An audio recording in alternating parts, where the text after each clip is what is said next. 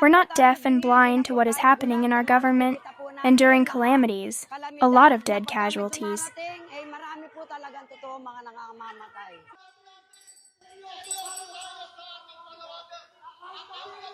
Many are suffering because of the negligence of the corrupt leaders we voted to rule this country.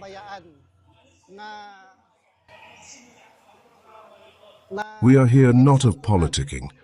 We are here as one of the Filipinos affected by the hullabaloo and corruption in our government.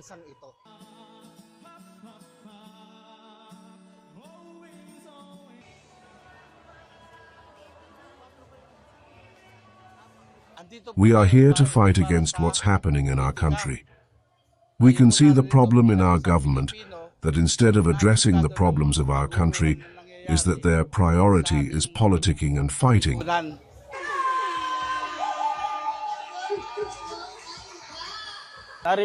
their opponent party.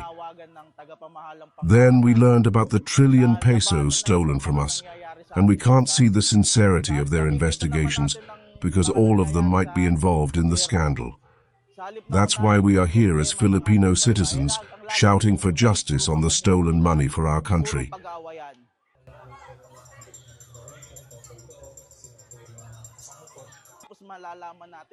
Our fellow men are flooded. Their situation is very pitiful that a little rain they're flooded. Who will speak on their behalf, and how long can we endure this? What is happening is very pitiful and made you cry out of anger. Return the people's money. Imprison the corrupt. Bilang nagkakaisang Pilipino, lalabang kami sa kawalang hustisya sa pagnanakaw sa ating bayan.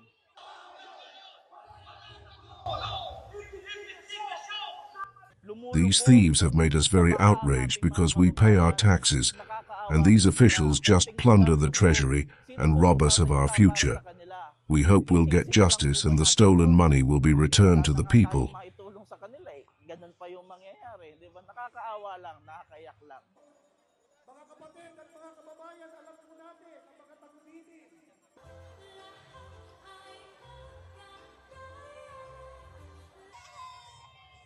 Yan. Saan sa Mindanao?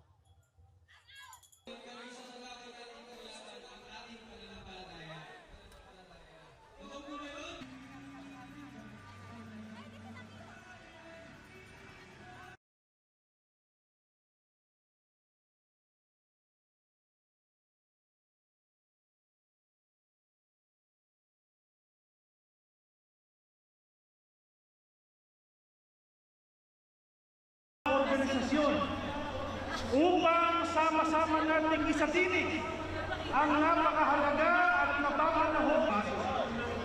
Sisingyo mga kababayan, mismong Pangulo ko, mismong infrastructure loan proposal para sa Pilipinas.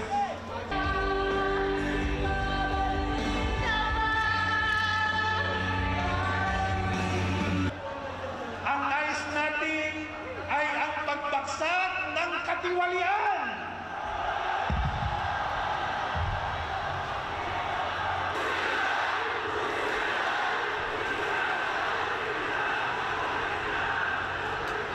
Ang batas, ang dapat na gawin ay patupad ang patas upang makabangon ang Pilipinas.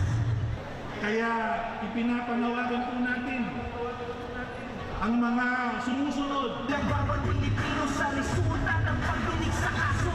Sanang pangingiwag ng magulat-ulat. Tinggan ang hinaiwag ng magbibig. Walang tinatapat para magkaroon ng kapayapaan. Apo, na nasa baha ang maitutulong. Kaya kung may nagtataka, bakit tayo